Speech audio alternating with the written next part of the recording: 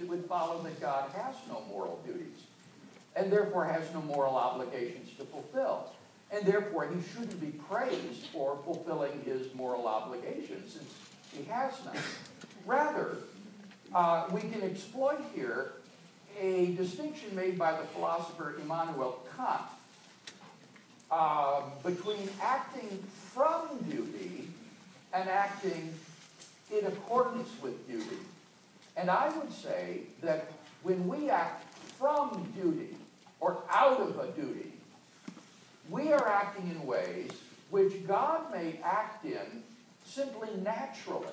He doesn't act from duty or from obligation, but he acts in line with what would be a moral obligation, say, for us, to be loving, to be kind, to be generous, and so forth.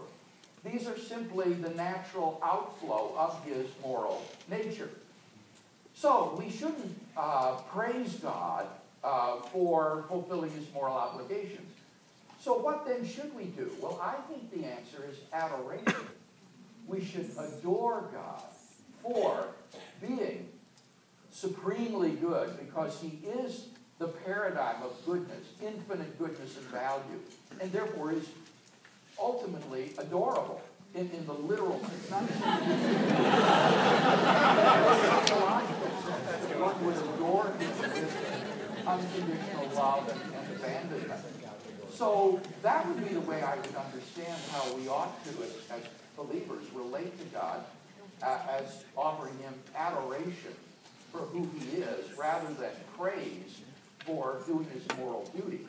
Now, in many cases, God can do things for which we can thank him, because he didn't have to do them. For example, you're right, God couldn't do evil, but that doesn't mean that he, say, had to give me my beautiful wife. He could have given some other woman as wife to me.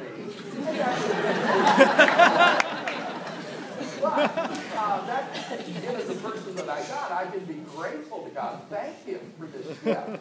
You see what I mean? In a way, a good person can give different gifts. And so it's perfectly appropriate to thank that good person for that particular gift that you've received. And so in that sense, I think it's wholly appropriate to say, God, thank you for that job, or thank you for leading me to have this friend, or for giving me success in this venture, or something of that sort. Because he can be good and yet not have to do those things. Dr. Craig, my question's